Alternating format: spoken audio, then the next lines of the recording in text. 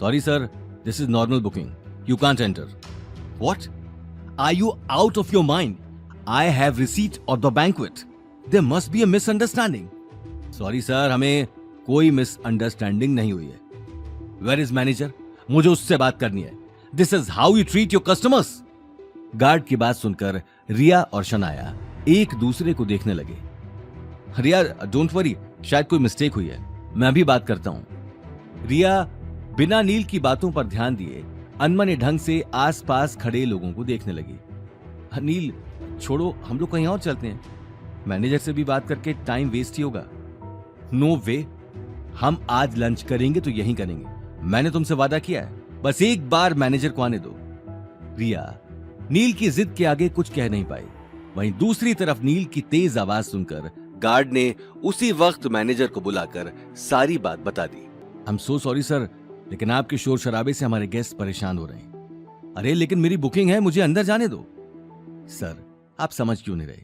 Banquet only for VIP customers, और हम आपको बिना बुकिंग के अंदर नहीं जाने दे सकते हैं. ये हमारे होटल की पॉलिसीज हैं.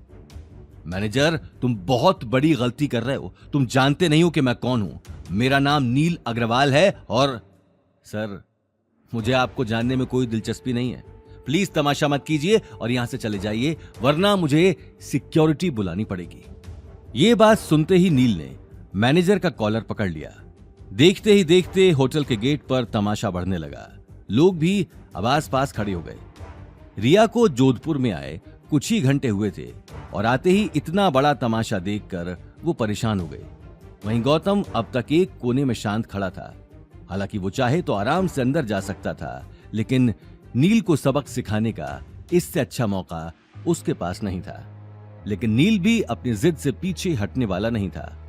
वहीं होटल में तमाशा देखकर सिकंदर अगले ही पल वहां चला आया. क्या हो रहा है? सर देखिए, नहीं समझ नहीं रहे और बैंकेट हॉल में जाने की जिद कर रहे हैं.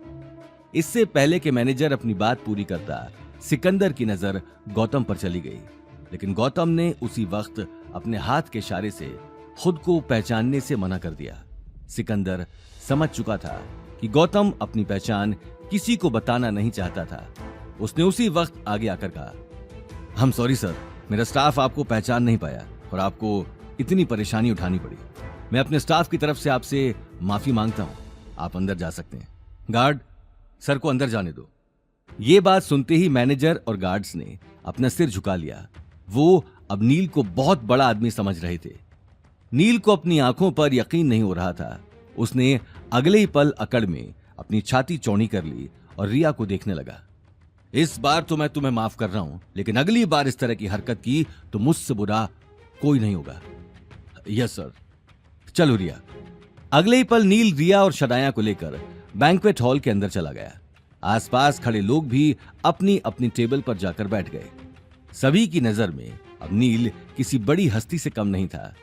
लेकिन इस बात की सच्चाई सिर्फ गौतम और सिकंदर ही जानते थे. इसलिए उन तीनों के अंदर जाते ही गौतम सिकंदर के पास आ गया.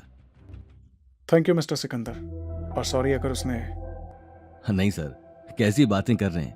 आपके गेस्ट हमारे गेस्ट हैं. मैनेजर, देखना सर को कोई परेशानी ना हो. Yes sir. गौतम अगले ही पल बैंक्वेट के अंदर चला गया, जहां गौतम के कहने पर बेहतरीन टेबल पहले से ही तैयार कर दी गई थी. रिया उस सजी हुई टेबल को देखकर और आसपास लोगों की खातिरदारी को देखकर हैरान रह गई. वहीं नील और शनाया भी ये अरेंजमेंट देखकर सक पका चुके थे. वाह नील, तुमने बहुत शानदार अरेंजमेंट किया है. मैं सोच भी नहीं सकती थी कि जोधपुर में लोग तुम्हें इतना मानते हैं, तुम्हारी इतनी इज्जत करते हैं. हाँ बस ये तो बस कुछ भी नहीं है, ये तो बस एक छोटी सी झलक है. ये कहते हुए नील अपने सिर से पसीना साफ करने लगा. गौतम एकटक उसे देखकर मुस्कुरा रहा था. अब इसे क्या बताऊं कि इतनी सजावट और खातिरदारी की तो मैंने भी उम्मीद नहीं की थी. कहीं ये लोग मुझे कोई और तो नहीं समझ रहे. हे भगवान, बस कुछ घंटे और ये ड्रामा संभाल लेना, मेरी रिया के सामने इज्जत रह जाएगी. ये बात कहते हुए नील अगले ही पल हॉल के बीचों बीच रखी टेबल पर बैठ गया. रिया और शनाया भी मुस्कुराते हुए उसके पास बैठ गए. लेकिन गौतम अभी तक थोड़ी ही दूरी पर खड़ा होकर उन्हें देख रहा था. गौतम को खड़ा देखकर सिकंदर भी उसके पास आ गया. आगे की कहानी जानने के लिए देखिए अगला एपिसोड सिर्फ पॉकेट एफएम के यूट्यूब चैनल पर और रॉयल वारिस के सारे एपिसोड्स को सुनने के लिए डिस्क्रिप्शन में दी लिंक से डाउनलोड करें पॉकेट एफएम ऐप।